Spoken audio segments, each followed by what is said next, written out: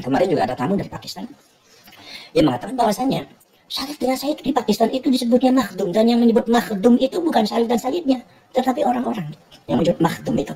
Makhdum itu apa, Om Haji? Makhdum itu orang yang dijadikan khodam, pembantu. Makhdum itu? Orang yang dijadikan khodam atau pembantu. Akhirnya kemudian penyebutan makhdum ini juga terjadi juga ada di Uzbekistan. Termasuk di Uzbekistan itu disebutnya makhdum. Kemudian dari Uzbekistan di Maghribi itu larilah ke Indonesia. Maka di Indonesia pun para ulama dan wali songo juga banyak disebut makhdum. Sunan Bonang disebutnya Maulana Makhdum Ibrahim. Sunan Ampel disebutnya Maulana Makhdum Ampel. Syarif Hidayatullah disebutnya Maulana Makhdum Gunung Jati. Bismillahirrahmanirrahim. Allahumma sholli ala sayyidina Muhammad wa ala alihi washabihi ajmain. Amma ba'du.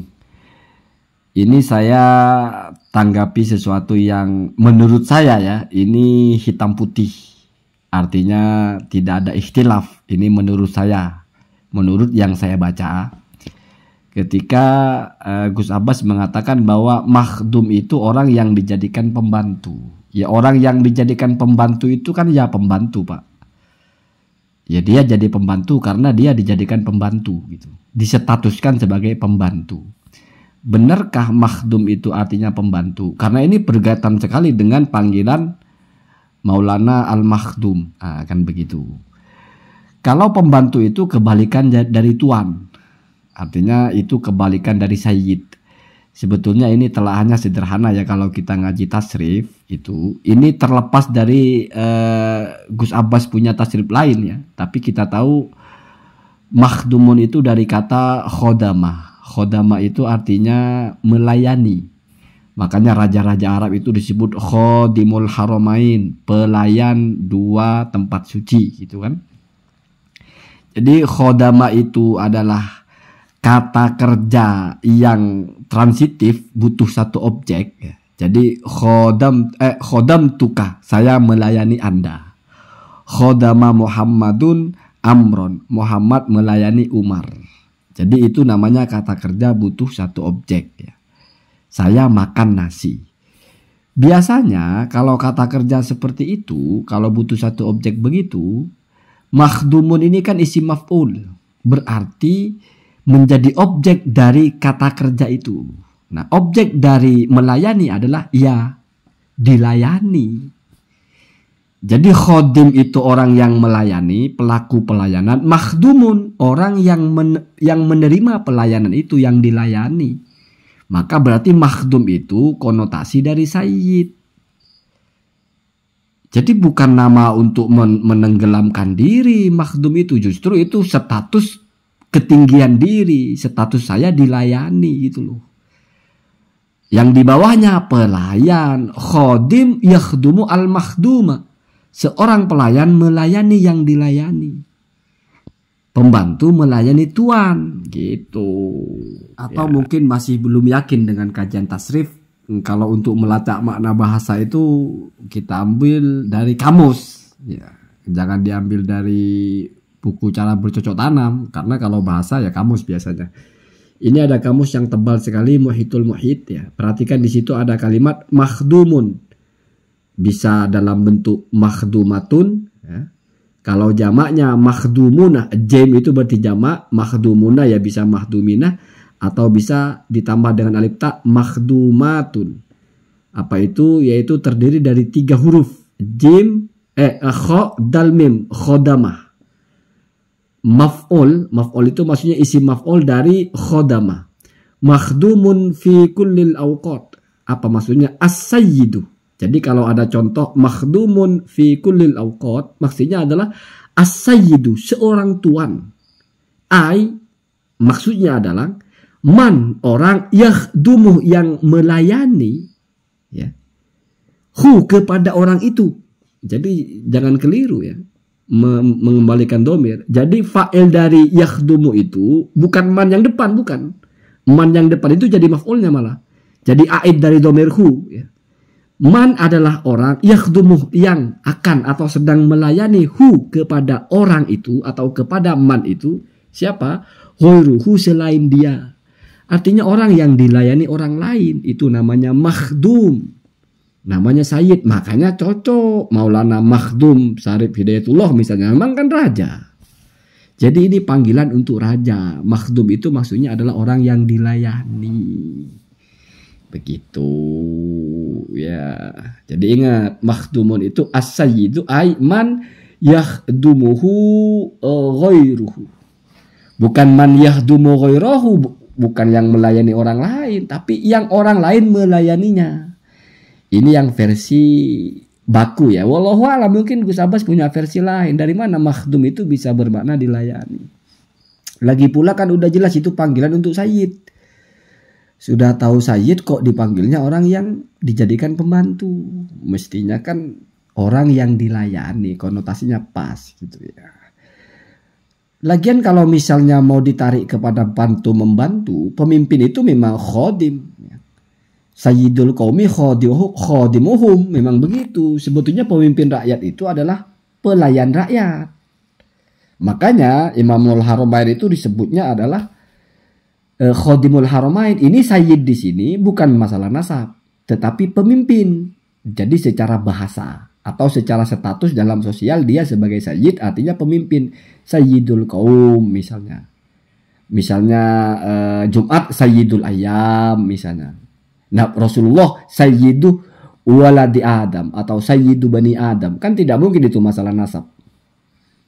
Kenapa? Karena Sayyid Rasul itu bukan hanya kepada keturunan ke bawah, kepada atas pun Rasul itu Sayyidnya. Sayyidu waladi Adam. Itu kan dibahas itu. Jadi sebelum Rasulullah, setelah Rasulullah, semuanya adalah di bawah kesiadahan atau Rasulullah sebagai Sayyidnya. Ana Sayyidu waladi Adam. Semuanya itu. Dari mulai Nabi Adamnya sampai ke bawah. Itu namanya sayyid, bukan masalah nasab. Tapi status sebagai penguasa. Begitu ya. Jadi sayyid itu artinya penguasa. Maka relevan dengan makhdum, yaitu yang dilayani. Karena penguasa itu misal biasanya memang dilayani. Banyak pelayannya. Yang lain melayani. Maka di situ makhdum itu adalah man yahdumuhu ghairuhu. Kalau sekarang biasa juga sayyid itu disebut khodim. Mestinya kalau mau sebagai pelayan jangan makhdum tapi khodim. Dan itu biasa, misalnya sayyid atau pemimpin di Raja Arab, rajanya aja disebutnya khodimul haramain. Ada pemimpin pesantren disebut khodimul ma'had. Itu kan biasa, pelayan pondok pesantren. Maksudnya dia pemimpin karena konsepnya pemimpin adalah pelayan. Sayyidul qaumi khodimuhum. Enggak makhdum. Ya. Kalau makhdum yang dilayani. Ya tetapi ini kan bukan kesalahan yang enggak tahu yang apa kelasnya ya. Yang penting kalau diadu dengan kamus ini, diadu dengan kajian tasrif, ya makhdum itu bukan orang yang dijadikan pembantu, tapi orang yang dilayani. Atau apa namanya ya, khodamahu ghairuhu, orang yang kepada dia orang lain itu mengabdi atau melayani. Sama dengan Allah itu al-ma'bud, artinya ya'buduhu ghairuhu, yaitu menyembah kepada Allah itu selain Allah ya. Jadi makhluk semua ya'budu al-khaliq. Dan kita ini disebutnya makhluk, diciptakan, kebalikan dari kholik. Dan ini relevan sepertinya. Kalau Wali Songo itu yang disebut makhdum itu adalah yang jadi raja biasanya ya. Mungkin saya keliru. Misalnya makhdum Syarif Hidayatullah, wajar disebut makhdum. Memang raja. Sepertinya bukan ke nasab kalau itu, tapi ke statusnya. Apakah semua Wali Songo disebut makhdum? Wallahu a'lam. Setahu saya enggak. Syarif Raden Rahmat sudah nampel.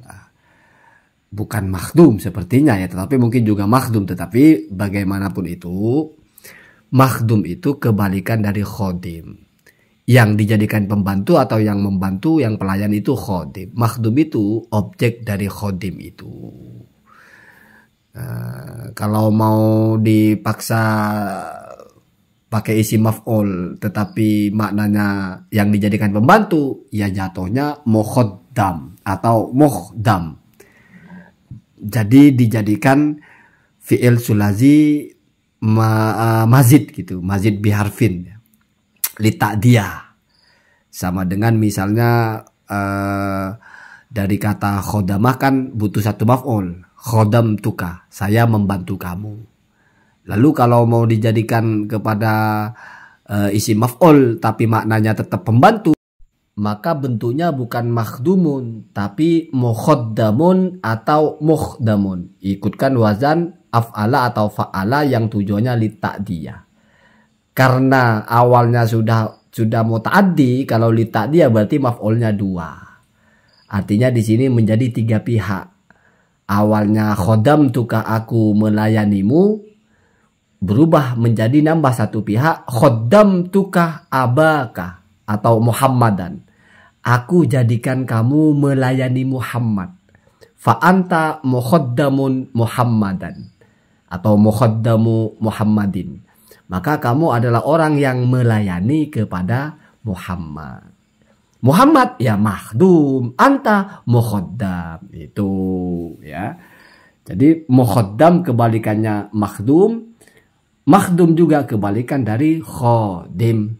Karena khodim itu pelayan, makhdum yang dilayani. Mukhaddam yang dijadikan pelayan, ya khodim juga, pelayan juga.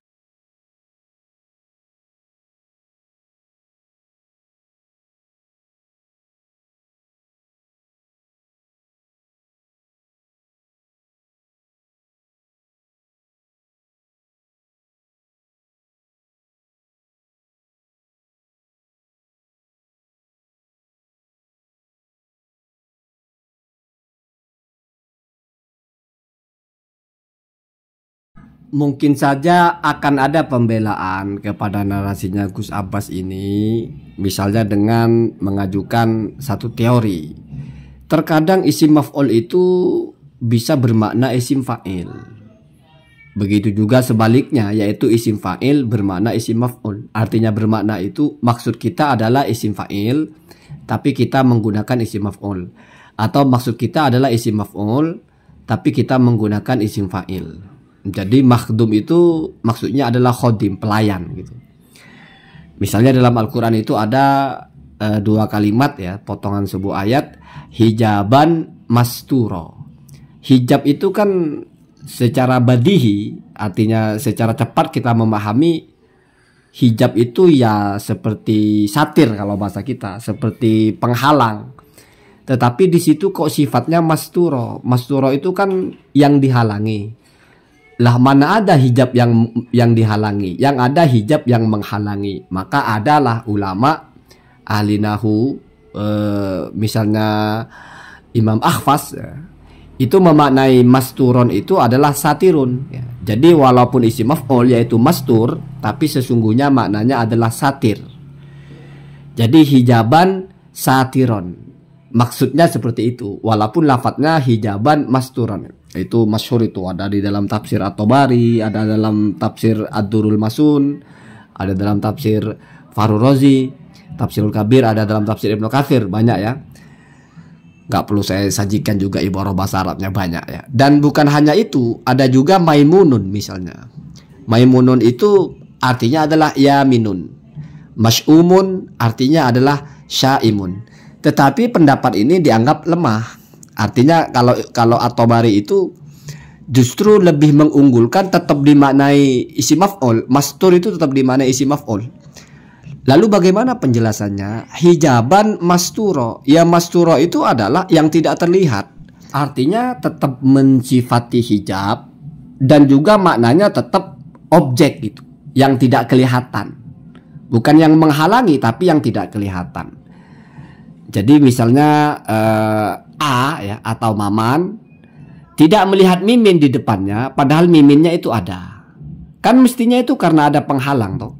Tetapi penghalangnya juga tidak kelihatan. Jadi hijaban adalah sebuah penghalang atau hail atau mani ya. Penghalang apa? Penghalang si Maman ini untuk melihat Mukidi. Berarti kan ada penghalang di situ. Tetapi si Maman juga tidak melihat penghalangnya itu apa. Maka penghalangnya itu mastur, tersembunyi atau tertutup. Dan itu yang diunggulkan oleh Ar-Razi, yang diunggulkan juga oleh Ibnu Jarir At-Tabari. Jadi dari spekulasi pemaknaan itu ya, atau dari berbagai interpretasi pemaknaan itu, ya tetap saja dikembalikan kepada makna secara lafadz, ya tertutup memang. Masturun itu ya tersembunyi atau terhalang. Kronologisnya adalah yang terhalang itu ya penghalangnya. Jadi hijaban sebuah penghalang, masturo yang terhalang dari pandangan mereka. Hijab itu menghalangi mereka memandang, dan juga mereka tidak melihat hijab itu. Nah, gitu ya. Kalau dipakai teori ini kok jadi jelimet ya.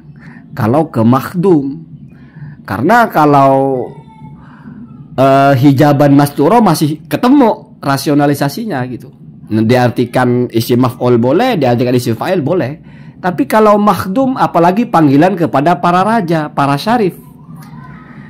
Bagaimana bisa syarif itu dianggap pelayan? Oh bisa, tapi kan itu Raja Mekah khodim. Iya kan pakainya khodim, bukan makhdum.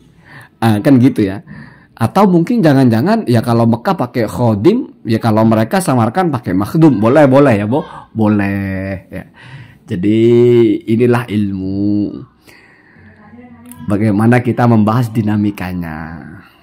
Bahkan ada juga dalam Al-Quran yang isi fa'il di mana isi maf'ul. Seperti ma'un dafik, air yang disemburkan. Yang muncrat itu kan karena disemburkan gitu. Karena dafako itu menuang dengan dahsyat ya. Sementara kalau air itu kan tidak mungkin menuang toh. Mestinya dituang. Maka ma'un dafik itu sperma itu ya sebetulnya ma'un matfuk, air yang dituangkan. Begitu ya. Dengan cepat ya, muncrat lah maksudnya ya. Jadi masturun ada yang bermakna satirun, sebaliknya dafikun justru bermaknanya matfukun ya. Isim maf'ul bermakna isim fa'il bermakna isim maf'ul. Boleh bebas ya. Semoga kamu nonton sampai di sini ya, biar mengerti apa substansi dari konten ini. Allahumma dina ada sabi.